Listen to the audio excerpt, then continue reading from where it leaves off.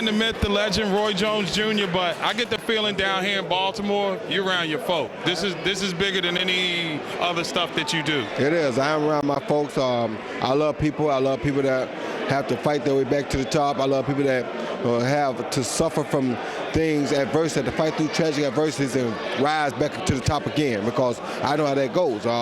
Much like you guys had to go through a little different situation, but I got robbed of a gold medal at 19 years old, and I had to rise back to the top boxing and prove to them that just because they robbed me of a gold medal, they couldn't stop me. And now Baltimore is almost in the same situation.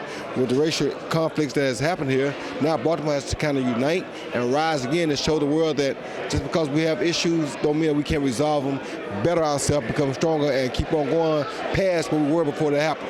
Roy, talk about a building like this, you know, Upton boxing, such a pillar of the community. A lot of people around the country know about Baltimore as far as basketball is concerned, but this building, yeah, true that. but talk about being in an environment like this and how you sense walking in this, it can change the direction of people's lives. It can change the direction of people's lives because a lot of kids that are here don't have parents that could afford to send them to AAU basketball camps or football trials, football camps or baseball camps, where some kids have those luxuries, but all these kids around here sometimes don't have that. But a building like this gives kids that don't have those chances another option.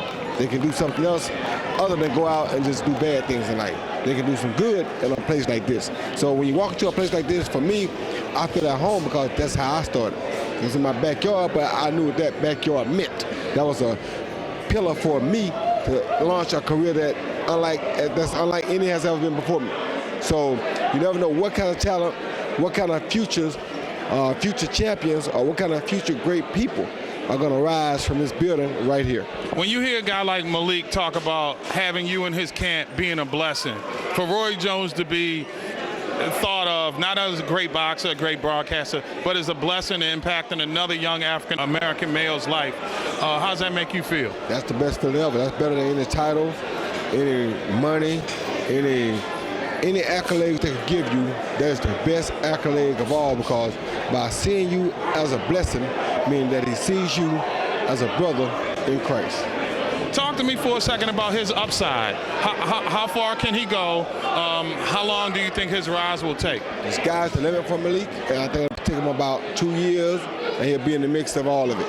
Now, we look at you as a broadcaster, but you're now getting into the promotions and management thing. Seems to be a seamless transition that a lot of you great champs are making right now. How challenging is it for you to get your respect in that part of the game as it was for you to get it in the ring? Not that challenging for me, because I did it when I was fighting, so it was a little bit easier for me.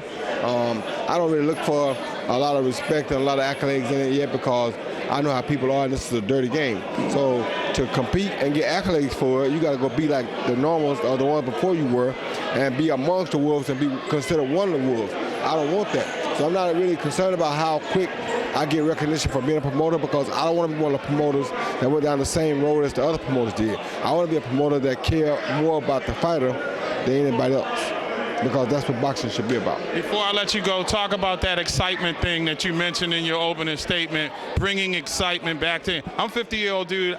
I can't take that MMA stuff. I want to see excitement back. How does it come back? It comes back by people instilling in the boxers that, hey, the people out there watching you, they want something to look at. They want something to remember.